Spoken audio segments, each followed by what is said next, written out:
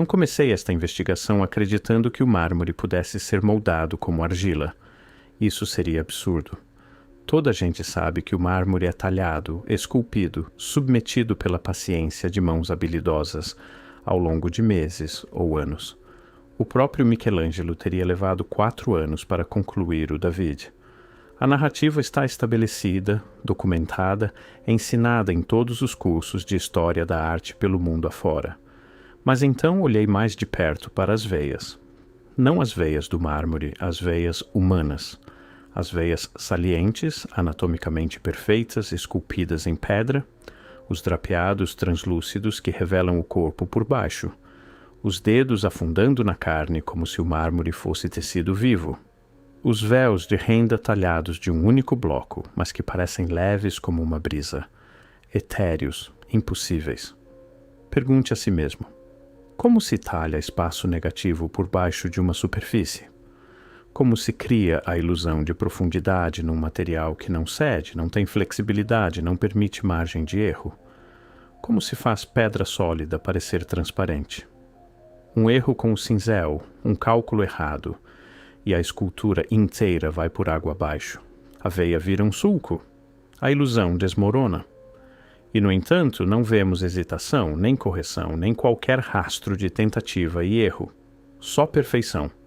Uma perfeição anatômica, médica, impossível. E é aí que a explicação oficial começa a ruir. Comecei a catalogar exemplos, não de forma seletiva, não escolhendo a dedo, mas de maneira sistemática. O que encontrei não era genialidade ocasional ou talento raro. Encontrei um padrão que atravessava continentes e séculos, uma consistência que não deveria existir se estivéssemos falando de artistas que trabalhavam de forma independente, com martelos e cinzéis. O Rapto de Proserpina, de Bernini. Olhe para os dedos de Plutão pressionando a coxa de mármore de Proserpina, não pousados sobre a superfície, pressionando-a. A carne cede, comprime. Comporta-se exatamente como o tecido mole se comporta sob pressão. O mármore parece ceder, deformar-se, responder à força da mesma maneira que a carne viva responde. Como? Como se talha deslocamento de tecido? Como se calcula a geometria exata da carne comprimida e depois se reproduz isso num material que não permite revisão? Uma pancada errada e removeu-se material a mais. A covinha vira uma cratera. A ilusão falha. Mas não falha. Não em Proserpina. Não em Apolo e Daphne, onde Bernini transforma o mármore em casca de árvore a meio da metamorfose, onde se vêem folhas individuais brotando das pontas dos dedos com precisão botânica. Não no Cristo Velado de Nápoles, onde o mármore se torna tecido tão convincente que os visitantes instintivamente estendem a mão para levantar o véu. O Cristo Velado. É aí que o mistério se torna impossível de ignorar. Giuseppe San Martino esculpiu, ou alegadamente esculpiu, o Cristo Velado em 1753. A obra retrata o corpo de Cristo coberto por um sudário translúcido. Só que o sudário não é separado.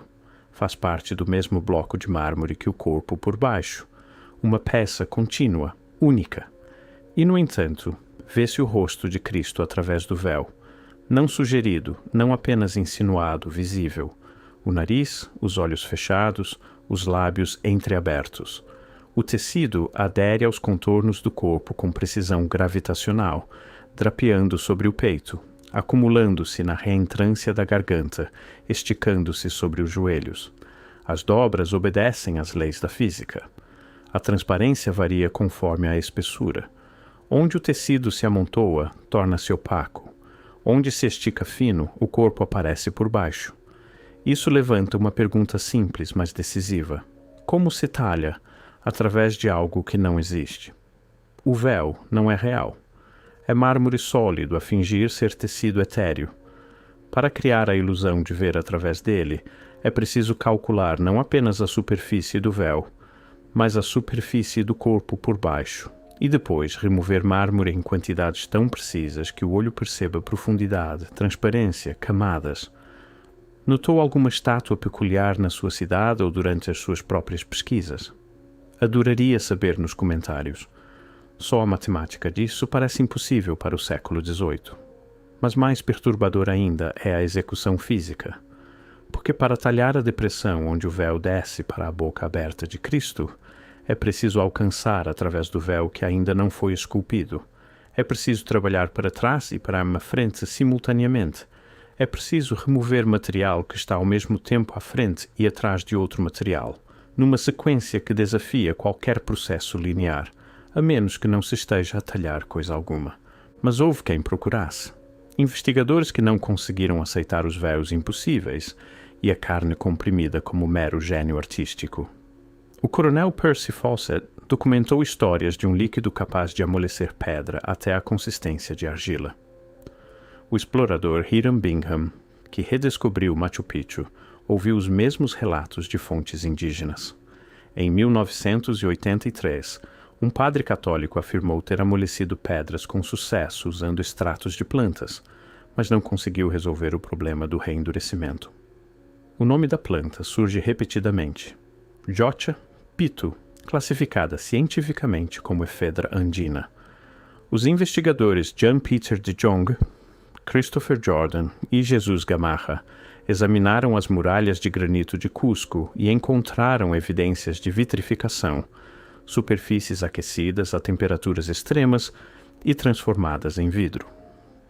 O engenheiro Christopher Dunn analisou monumentos egípcios e documentou uma precisão que as ferramentas modernas têm dificuldade em replicar. Marcel Fawlty investigou as marcas de escavação em Aswan, comparando as capacidades antigas às técnicas modernas de lavra de pedra. Vários investigadores, vários continentes, várias décadas, todos chegando à mesma conclusão proibida: a explicação oficial não funciona. E eis o mais estranho: o trabalho deles nunca ganhou terreno. Nenhuma universidade financiou estudos de acompanhamento, nenhuma instituição replicou os experimentos. O documentário de 1983 foi transmitido uma vez e desapareceu. Os relatos de Fawcett foram arquivados como folclore de explorador. As medições de precisão de Dunn foram reconhecidas, mas não investigadas. O padrão repete-se com uma consistência inquietante. Quem investiga fundo demais ou para de publicar, ou muda para temas mais seguros, ou vê o seu trabalho dispensado como especulação marginal. As perguntas ficam oficialmente sem resposta. A pesquisa fica sem financiamento. O mistério permanece convenientemente por resolver.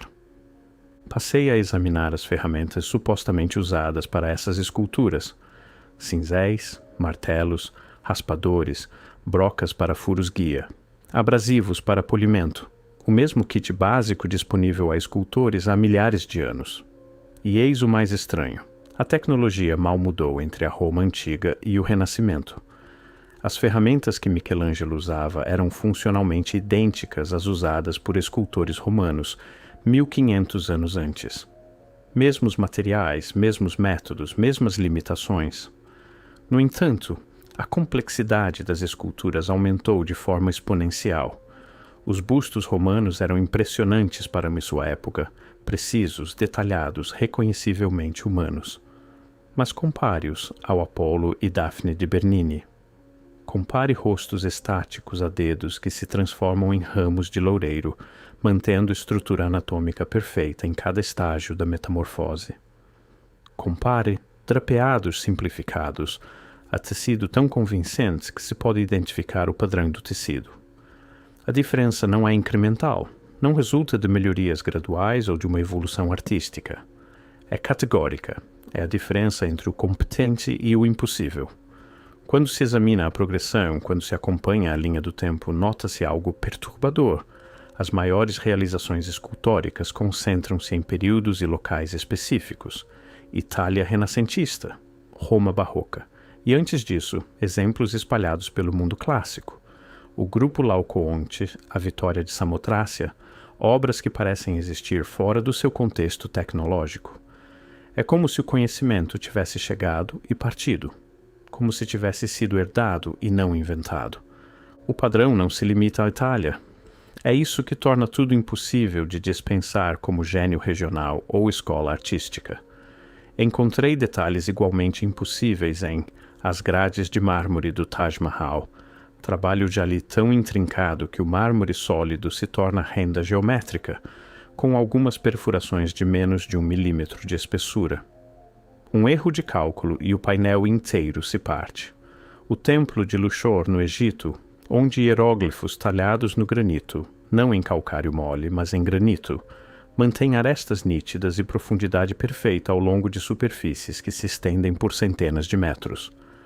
As grutas budistas chinesas de Longmen, onde milhares de figuras emergem das paredes rochosas com proporções idênticas e precisão anatômica, como se estampadas em vez de individualmente talhadas. O templo Kailasa, não construído de baixo para cima, mas esculpido de cima para baixo a partir de um único afloramento rochoso. 400 mil toneladas de pedra removidas para criar uma estrutura com pilares de suporte de carga, relevos intrincados e cálculos estruturais que desafiariam engenheiros modernos. Continentes diferentes, culturas diferentes, períodos de tempo diferentes, a mesma precisão impossível. A explicação oficial: desenvolvimento paralelo, realização artística independente, engenho humano resolvendo problemas semelhantes de formas semelhantes.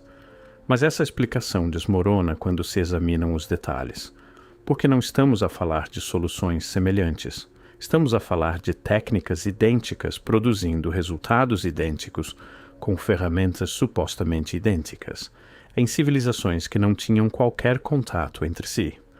A consistência é desconcertante. Se está a começar a ver o padrão, se estas perguntas ressoam em si, considere subscrever para ficar a par das nossas investigações sobre o que a história esqueceu. E é aqui que o silêncio se torna ensurdecedor. Quando se rastreiam as origens destas esculturas impossíveis, quando se examina o contexto arquitetônico de que emergiram, encontra-se algo inesperado. Elas aparecem durante períodos de construção radical em eras em que cidades inteiras foram supostamente erguidas em décadas com ferramentas primitivas e mão de obra humana. Os mesmos períodos em que vastas redes de edifícios de design idêntico apareceram em todos os continentes. Quando estruturas cívicas de extraordinária complexidade se materializaram sem documentação adequada da sua construção. Quando a lirta narrativa oficial nos pede que acreditemos em coincidência a uma escala global, as estruturas que sugerem conhecimento arquitetônico avançado, os edifícios que parecem herdados e não inventados, a infraestrutura que parece completa em vez de evolutiva, o mundo que alguns investigadores começaram a chamar de Tartária. Não como um império específico, as evidências são fragmentadas demais para isso, mas como um marcador de posição para algo que perdemos, uma iteração anterior da civilização, uma cultura global com capacidades tecnológicas que já não possuímos. As esculturas de mármore encaixam-se neste padrão.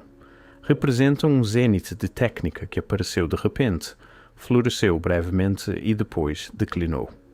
O conhecimento não se desenvolveu gradualmente, estava lá, completo, e depois desvaneceu. Já no século XIX, os escultores lutavam para replicar os efeitos de Bernini e Michelangelo. As técnicas iam sendo perdidas em tempo real. No século XX, tinham desaparecido por completo. Os escultores modernos trabalham à sombra de realizações que não conseguem reproduzir. Dizem-nos que isso é normal. O conhecimento artístico é frágil. As técnicas são esquecidas. Os mestres morrem sem treinar plenamente os seus aprendizes.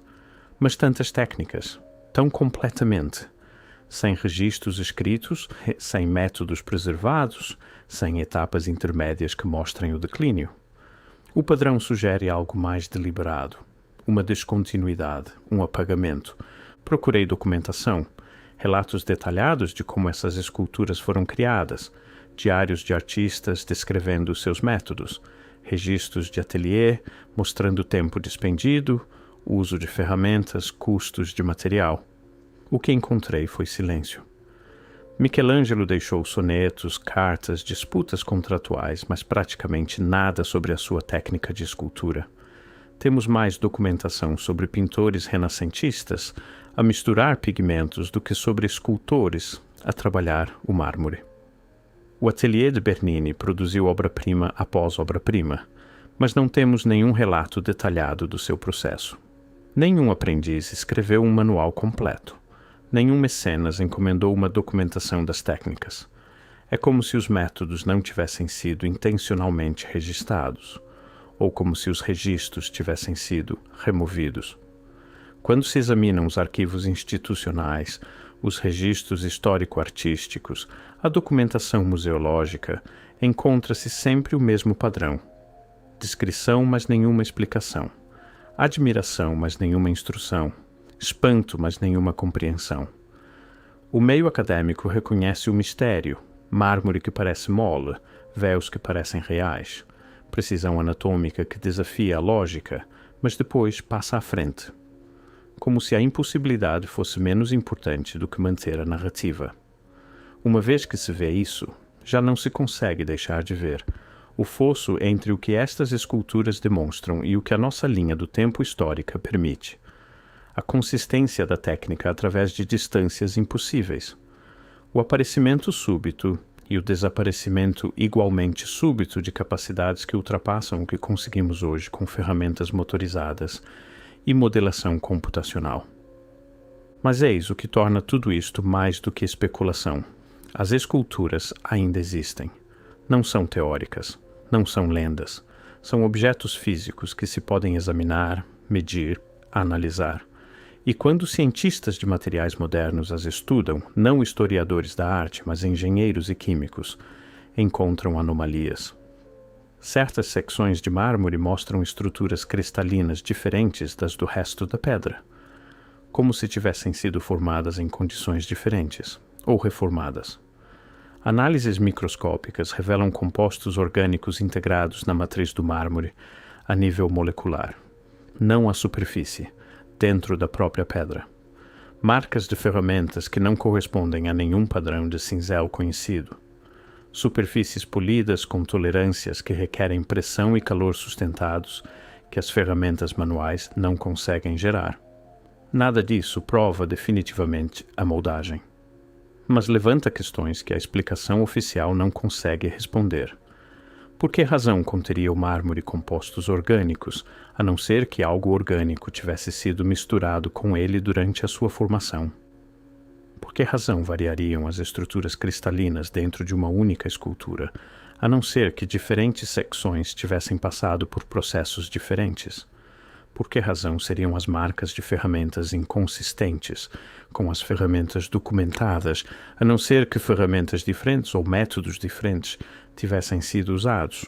E nem sequer abordamos ainda o problema da escala. Algumas dessas esculturas são enormes. A Fontana di Trevi, a Fonte dos Quatro Rios, instalações que exigem múltiplas figuras, todas com os mesmos detalhes impossíveis, todas concluídas em prazos que parecem absurdos. Bernini terá criado a Fonte dos Quatro Rios em menos de 2 anos. 4 figuras monumentais, dezenas de animais, trabalho rochoso intrincado, engenharia hidráulica, integração arquitetônica, tudo isto mantendo a qualidade que faz com que dedos individuais a pressionar pedra pareçam macios. 2 anos, com ferramentas manuais, com mármore que fratura de forma imprevisível, sem margem para erros. Ou ao Apolo e Daphne, que Bernini concluiu em 3 anos enquanto simultaneamente trabalhava noutras encomendas.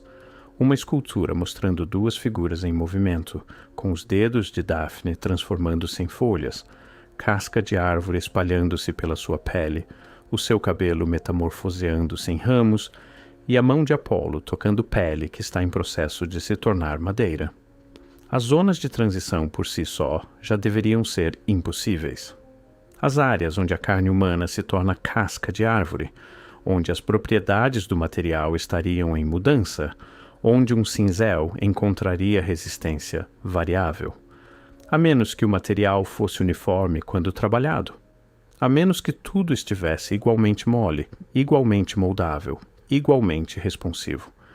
Por volta de 1800, a capacidade estava em declínio. Por volta de 1900, tinha desaparecido na prática. Os escultores modernos conseguem criar obras impressionantes, belas, tecnicamente realizadas, dignas de admiração. Mas não conseguem criar véus que pareçam transparentes, não conseguem criar carne que pareça comprimida, não conseguem criar veias que saliam sob pele de mármore. As técnicas não evoluíram para outra coisa, não se transformaram em métodos modernos, simplesmente pararam. E a explicação do meio acadêmico? Gostos artísticos em mudança, o surgimento de novos movimentos, fatores econômicos que tornaram o trabalho em mármore menos viável. Mas o gosto não elimina a capacidade, a moda não apaga a técnica, a economia não faz o conhecimento desaparecer. O que faz o conhecimento desaparecer é a supressão deliberada, o controlo institucional da informação, a remoção sistemática de evidências inconvenientes. Quando se percebe quanto conhecimento arquitetônico e tecnológico desapareceu no mesmo período, motores atmosféricos, sistemas hidráulicos, métodos de construção que produziram edifícios que não conseguimos replicar hoje, as técnicas de mármore encaixam num padrão mais amplo, um padrão de herança seguida de perda, de capacidades que não deveriam existir no seu contexto histórico, de evidências que sugerem que vivemos nas sequelas de algo maior. O aspecto mais inquietante não é o que não sabemos, é que ninguém parece estar a perguntar. Os historiadores da arte maravilham-se com estas esculturas, mas não exigem explicações técnicas. Os engenheiros reconhecem as impossibilidades, mas não questionam a cronologia oficial. As instituições preservam as obras enquanto evitam as questões que elas levantam. É um acordo coletivo para não olhar demasiado de perto, para não perguntar como, para não examinar o fosso entre capacidade e explicação. Porque uma vez que se começa a perguntar, uma vez que se segue a evidência onde ela leva, chega-se a conclusões que desestabilizam tudo. Chega-se à possibilidade de estarmos errados sobre a nossa própria história, de que a linha do tempo está comprimida, distorcida ou deliberadamente falsificada, de que civilizações anteriores alcançaram coisas que só agora começamos a compreender, de que as esculturas não foram talhadas, foram moldadas ou formadas através de processos que já não conseguimos compreender, de que o conhecimento foi herdado de algo que veio antes, algo que deixou rastros pelo mundo inteiro, algo que nos ensinaram que nunca existiu. E assim regresso ao ponto de partida, ao braço de Moisés, a essas veias impossíveis. Não tenho respostas definitivas, tenho perguntas que se multiplicam em vez de se resolverem, padrões que se repetem de forma demasiado consistente para serem descartados, evidências que a explicação oficial não consegue acomodar. Tenho esculturas que não deveriam existir se o nosso entendimento da história estiver correto. Capacidades que apareceram sem precedentes e desapareceram sem explicação. Uma consistência mundial que sugere coordenação numa escala difícil de aceitar. E tenho a consciência desconfortável de que talvez estejamos a viver nas ruínas de algo que não nos lembramos. De que as obras-primas que preservamos podem ser ecos de técnicas que esquecemos. De que o que chamamos de cume da realização humana pode, na verdade, ser o vestígio de algo muito maior. As esculturas permanecem, silenciosas, perfeitas, impossíveis, à espera de que façamos as perguntas certas. Não quem as esculpiu, ou quando foram feitas, ou o que representam, mas como foram realmente criadas. Por que razão não conseguimos replicá-las hoje com tecnologia superior? Que conhecimento se perdeu?